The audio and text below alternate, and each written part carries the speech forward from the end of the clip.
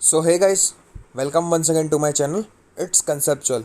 So in last class we talked about the Hashimoto's thyroiditis. So today we're gonna talk about the thyroid cancers. ठीक है, तो हम आज thyroid cancers discuss करेंगे. That is different type of thyroid cancers and mainly हमको जो याद रखना है that is the papillary carcinoma of the thyroid cancer. Okay. So papillary thyroid cancer हमको क्यों याद रखना है दैट इज़ वो अलग से क्वेश्चन भी पूछा जाता है and it's important for our university exams. So you have to learn that. Okay, so start करता है कि thyroid gland produces thyroid hormones. Okay, but if the cells start to divide uncontrollably, ठीक है, तो कोई भी चीज़ हमको अनकंट्रोलेबली या फिर लिमिट से बाहर जाती है तो भारी पड़ता है. ठीक है, कुछ भी हो, लाइफ हो या हमारी बॉडी हो. ठीक है, so if the cell start to divide uncontrollably they can cause the thyroid cancers. Okay, so now let us study the normal thyroid physiology. मैंने आपको पिछले वीडियोस में हाशिमोटोस थायराइडिटिस में भी आपको नॉर्मल फंक्शनिंग बताया था, but I will just revise. ठीक है, so that is the hypothalamus. Hypothalamus वो सिग्नल करेगा that will release the thyrotropin releasing hormone that is the TRH, और वो via the hypophyseal portal system that will come to the anterior pituitary and anterior pituitary will stimulate the thyroid stimulating hormone that is the TSH, and that will stimulate the thyroid gland to produce the क्या बोल सकते हैं T3 and T4. Okay, ठीक है, and उससे क्या होगा, thyroid gland will उसमें क्या होगा कि फॉलिकुलर सेल्स को स्टिमुलेट करेगा and follicular cells will convert the thyroglobulin with the help of the peroxidase enzymes into T3 and T4. ठीक है, okay, so moving on towards the next कि वो क्या करेंगे कि जो थायरोग्लोबुलिन से T3 एंड T4 बना है वो सर्कुलेशन में आ जाएंगे and they will bind to the plasma proteins, but a small amount of that will be free. ठीक है, तो थोड़े से small amount they will be free and they are nearly utilize by the every cell of the body because BMR maintain करने के लिए thyroid hormone is very much important. So basically क्या करेगा कि T3 जब रिलीज हुआ blood में तो it will basically increase the basic metabolic rate via producing more proteins or burning more energy, increasing cardiac output, फिर activate the sympathetic nervous system for the flight and fright response and bone resorption करेगा, जिससे कि जो blood का calcium है, blood calcium increases. ठीक है, तो ब्लड कैल्शियम भी इंक्रीज हो जाएगा इसकी वजह से. ठीक है, एंड फ्रेंच स्टेट या बोल सकते हैं कोई 10 स्टेट में हो तब थायराइड हार्मोन रिलीज हो जाएगा फ्रेंच स्टेट में. Okay, moving on, thyroid hormones का जो फंक्शंस है नॉर्मली वो क्या है, that is controlling sebaceous plus sweat secretion, hair follicle growth, या फिर कोई भी प्रीडेटर से बचाने में हमको मदद करता है, that via activating the sympathetic nervous system and from cold via increases the basic metabolic rate. ठीक है, and regulating the proteins plus mucopolysaccharide synthesis. तो this are basically the normal functioning of the thyroid gland. Okay, so now moving on towards की अब cancer कैसे develop होगा. अभी तक तो हमने देखा कि ये नॉर्मल रेगुलेशन कैसे हो रहा था. ठीक है, so now the thyroid glands also contains the parafollicular cells और C सेल्स. ठीक है, हमने फॉलिकुलर सेल्स जो थायराइड हार्मोन बनाते थे वो तो देखा है, तो now it also contains other kind of cell that are the parafollicular cells. Okay, so वो क्या करेंगे, they are producing the calcitonin. Okay, और कैल्सिटोनिन क्या करेगा कि lowers the blood calcium level, मतलब बोन में जो कैल्शियम है वो डिपॉजिट करने का काम करेगा, that is calcitonin. Okay, so by inhibiting the osteoclast and renal tubular resorption करेगा. ठीक है, और वो क्या करेगा कि यूरिन में कैल्शियम को बाहर निकाल देगा, तो उसकी वजह से क्या होगा कि ब्लड कैल्शियम लेवल से वो कम हो जाएंगे एंड वो इनहिबिट करेगा किसको, ऑस्टियोक्लास्ट को. एंड ऑस्टियोक्लास्ट क्या करता है, that is they break down the bone tissue with the frees up the calcium to enter the blood stream. तो ऑस्टियोक्लास्ट बोन में ही कैल्शियम को रहने देंगे एंड ब्लड में रिलीज नहीं होने देंगे, तो डिपोजिशन करवाएगा ऑस्टियोक्लास्ट बोन में, तो ब्लड कैल्शियम लेवल लोअर हो जाएगा एंड अगर एक्सक्रीट हो गया तो भी ऑब्वियस सी बात है कि ब्लड कैल्शियम लेवल कम होना ही होना है. ठीक है, so DNA mutations can allow cells to become cancerous. Okay, so क्या क्या हो सकता है कि DNA म्यूटेशंस की वजह से कैंसर हो सकता है. तो प्रोटोऑन्कोजेंस एक तरफ है, ठीक है, and the tumour suppressors. Okay, so protooncogenes क्या है, promote cell growth and proliferation वो प्रमोट करेंगे, ठीक है। सो वो ऑन्कोजेंस में कन्वर्ट हो जाएंगे and force the cell to be in stuck in the on position, मतलब वो सेल ग्रोथ एंड प्रोलिफरेशन को ऑन स्टेट में ही रखेंगे। तो उसकी वजह से क्या होगा कि increase number of cells produce ही करते चले जाएंगे, एंड अगर हमेशा डिवाइड करते रहे वो, तो they will lead to the formation of the tumour. Simple सी बात है। एंड ट्यूमर सप्रेसर जीन्स इसके जस्ट एंटागोनिस्ट काम करेंगे, ये दोनों अपोजिट काम कर रहे थे। ये अगर ग्रोथ बढ़ा रहा था सेल्स की, तो ये ग्रोथ कम कर रहा था। Slow down the cell division and male uncontrollable cell die, मतलब जो अनकंट्रोलेबल सेल्स जो होते हैं उनको वो डिस्ट्रॉय कर देता है, जिसकी वजह से फर्दर ट्यूमर नहीं बन पाते। बट डीएनए म्यूटेशंस की वजह से क्या होगा कि thyroid cells are left unchecked, तो वो अनचेक रह जाएंगे एंड वो अनकंट्रोलेबली डिवाइड करते ही चले जाएंगे। So that will also be increase number of cells in the thyroid gland, that will also stimulate to form the tumour, या बोल सकते हैं they will form the nodules on the gland, ठीक है। And nodules are non functional, so they do not produce the hormones and are also called as the cold nodules, okay। so nodules बनाएंगे, okay। so this is all about DNA mutations की वजह से क्या हुआ, proto ऑन्कोजेंस में convert हुए and they will form the tumour, and tumour suppression genes भी off condition में रह गए, so they will form the nodules, okay। so now there are mainly three types of cancer, that is differentiated, medullary and anaplastic, okay। so we'll study every cancer in somewhat detail, ठीक है। so first let's talk about the differentiated thyroid cancer। इसमें भी that they will arise from the follicular cells, ठीक है। हमने जो भी अभी देखा, हमने पहले देखा कि पहले फॉलिकुलर सेल्स का फंक्शन देखा नॉर्मल, फिर पैराफॉलिकुलर सेल्स का फंक्शन देखा। Now we are studying the thyroid cancer. तो थायराइड कैंसर में बेसिकली तीन थे, that is differentiated, medullary and anaplastic, and now we are studying the differentiated thyroid cancer। so it arises from the follicular cells and cancer cells looks and act like the normal thyroid gland, so they are known as the differentiated thyroid cancer। so इसमें basically जो सबसे important है that is the papillary carcinoma. मैं आपको ये क्यों important कर रहा हूँ, because this is important for our exam, तो ये तो याद रखना ही रखना है। The whole topic needs to be remember, but this is need to be the most remember because it is the most important thyroid cancer. इसकी histopathology भी कभी कभी पूछ ली जाती है।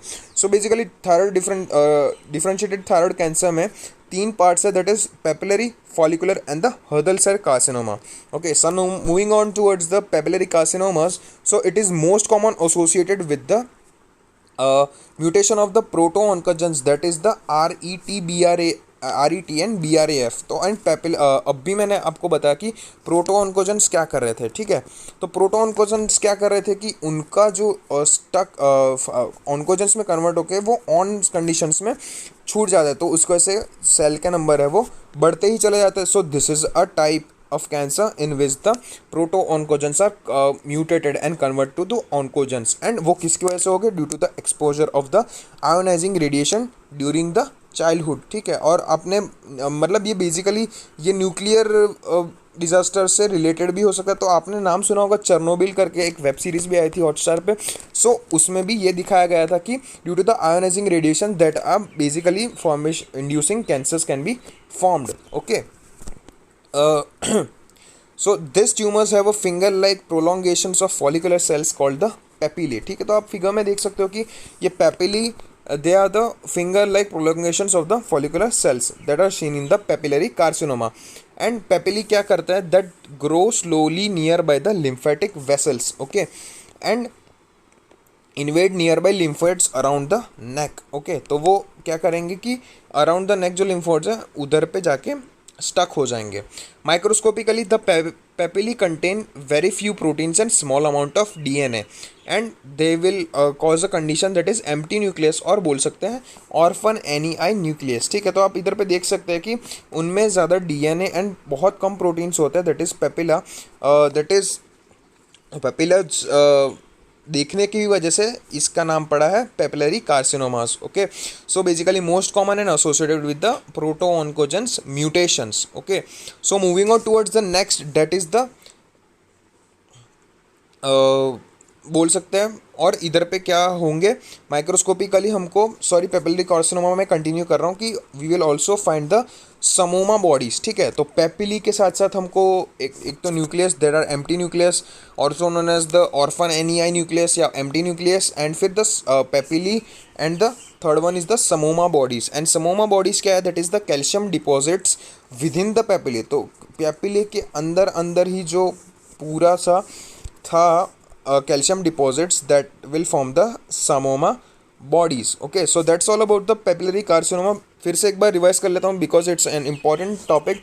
पेपिलरी कार्सिनोमा में क्या है कि associated with the proton conjugates, that is RET and BRAF mutations caused due to the ionizing radiation during the childhood, we can find the papilla that is growing slowly and invade the nearby lymph nodes around the neck. And we will also find the orphan NEI nucleus या empty nucleus because it contains very small amount of DNA and a few proteins, and due to the deposition of calcium the samoma bodies are also found near the in the papillae. Okay, so moving on to the next carcinoma, that is also called as the follicular carcinoma or also called as follicular adenocarcinomas. Okay, so second most common and associated with the low dietary iodine, मतलब अगर कोई low dietary iodine कर रहा है तो मतलब intake नहीं कर पा रहा ढंग से, तो that will lead to the follicular carcinomas. Okay, so इसमें क्या होगा कि activation of the RAS oncogene and deactivation of the tumour suppressor gene. तो बेसिकली मैंने आपको जो बाहर उधर पे बताया था कि वो जो प्रोटॉन का जो वो ऑन कंडीशन में रुक जाते हैं एंड जो ट्यूमर सप्रेसर जीन है वो ऑफ कंडीशंस में हो जाता है, तो इसकी वजह से ये पूरा सेल्स में की नंबर बढ़ते जाएंगे और ये मार नहीं पाएगा सेल्स को, तो उसकी वजह से भी ट्यूमर या नोड्यूल्स बनते जाएंगे और इसकी वजह से जो ट्यूमर्स बनते चले जाएंगे। सिंपल है, ठीक है। एंड इससे क्या होगा कि tumour grows and breaks through the fibrous capsule. Okay, so आप इधर पे देख सकते हैं कि tumour grows and breaks the fibrous capsule. From there follicular carcinomas can invade to the nearby blood vessels and can spread to the lungs, liver, brain, ठीक है, but they are not invaded to the near by lymph nodes.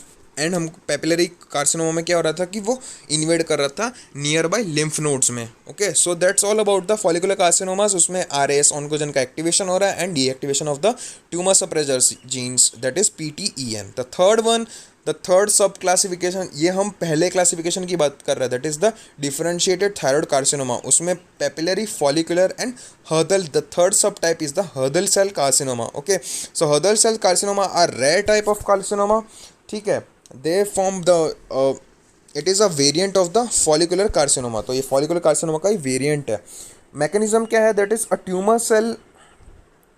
tumor cell can cause immune cells to attack and causing inflammation. Okay, so follicular cells under stress, prolonged inflammation become the Hurder cells. मैंने आपको Hashimoto थायरोइडाइटिस में बताया था, ठीक है, कि क्या कर रहा था कि जो follicular cells है वो inflammation prolong हो जाएंगे तो they will form the Hurder cells. Okay, and वो follicular cell they become by increase the production of mitochondria which increases the cytoplasm and giving the granular appearance. So granular क्यों appear करेंगे, because of the increased production of mitochondria and increased cytoplasm gives a granular appearance. Just like follicular carcinoma, Hurder cells also break through the fibrous capsule and invade the bloodstream. Okay, ठीक है, तो it is only a variant या बोल सकते हैं variant of the follicular carcinoma. Okay, so now moving on to the next class, differentiated हमने पूरा पढ़ लिया, that is papillary, follicular and Hurder cell carcinoma. Now moving on towards the next thyroid carcinoma, that is the medullary thyroid carcinomas. It arises from the C cells या बोल सकते हैं parafollicular sales. तो हमने पढ़ा differentiated were the cancers of the follicular cells and this are the carcinomas of the parafollicular cells. Okay, so basically these are the cancers of the parafollicular cells. They are high in number in upper 1/3 of the medulla. ठीक है, तो वो parafollicular cells इधर पे होते हैं। तो basically this cancers are confined to the upper 1/3 या बोल सकते हैं मेनली वो upper 1/3 में ग्रो करते हैं। Okay, So tumors of the C cells form mostly due to the spontaneous mutation of the RET oncogene. ठीक है, तो RET oncogene की वजह से usually single carcinoma on a lobe of the gland, तो मतलब सिंगल कार्सिनोमा होगा due to the RET oncogene. Tumours can also arise via the inherited mutations. तो बेसिकली दो होता है इसमें, that is spontaneous mutation of RET gene and inherited mutation. That is दो example है, that is familial medullary thyroid carcinoma can be multiple carcinoma along the both side. ठीक है, तो मल्टीपल कार्सिनोमा हो सकता है along the both sides. And the next one is the multiple endocrine neoplasia, that is MEN, both type 2A and 2B. And in this differentiated different glands as thyroid, parathyroid, adrenal. ठीक है, not only thyroid but parathyroid and anti-adrenal glands are also affected and they may also induce the cancers. Okay, microscopy हम देख पाएंगे कि medullary thyroid carcinomas are made up of spindle shaped cells. Okay, so क्या होगा कि they are made of the spindle shaped cells and C cells in the tumors increase, क्या बोल सकते हैं, calcitonin which deposits between the C cells. ठीक है, तो पैरा C cells क्या कर रहे थे कि ब्लड कैल्शियम लेवल को कम कर रहे थे एंड वो सेल में डिपोजिशन बढ़ा रहे थे, तो उसकी वजह से कैल्सिटोनिन बढ़ जाएगा and that will deposit around the cells, या बोल सकते हैं बिटवीन द सेल्स जो होगा उसमें वो कैल्शियम डिपॉजिट हो जाएगा.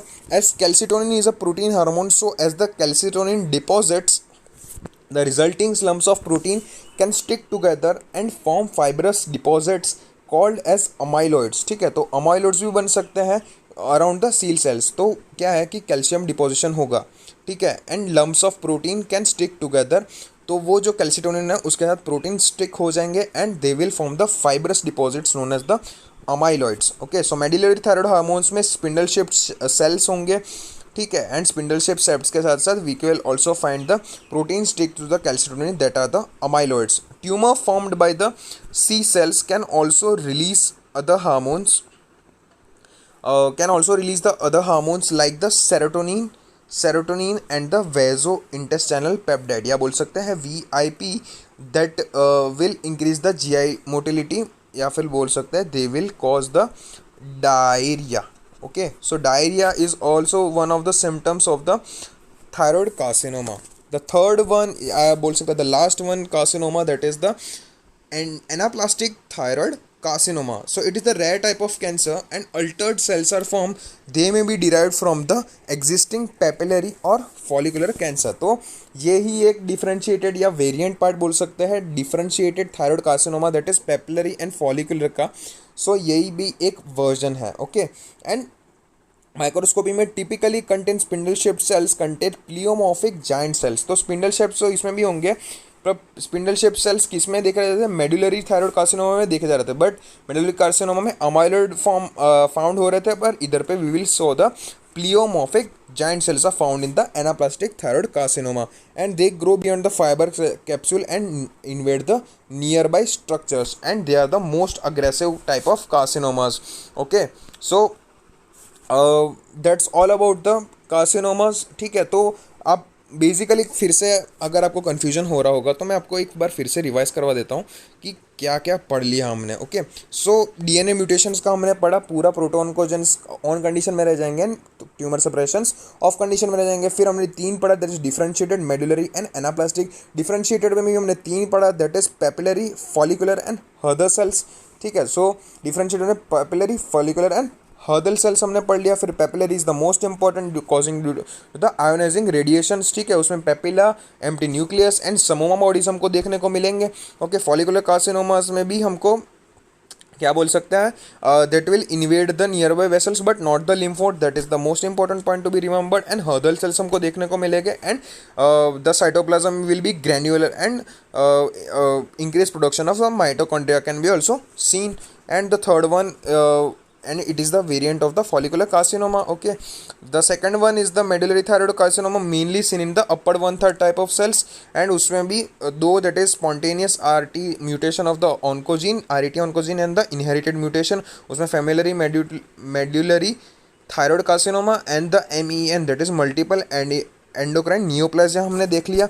ओके, फिर मेड्यूलरी में amyloids and spindle shape cells हमको देखने को मिल जाएंगे, and they will also release the serotonin as well as the vasoactive peptide that will increase the GI motility causing the diarrhoea.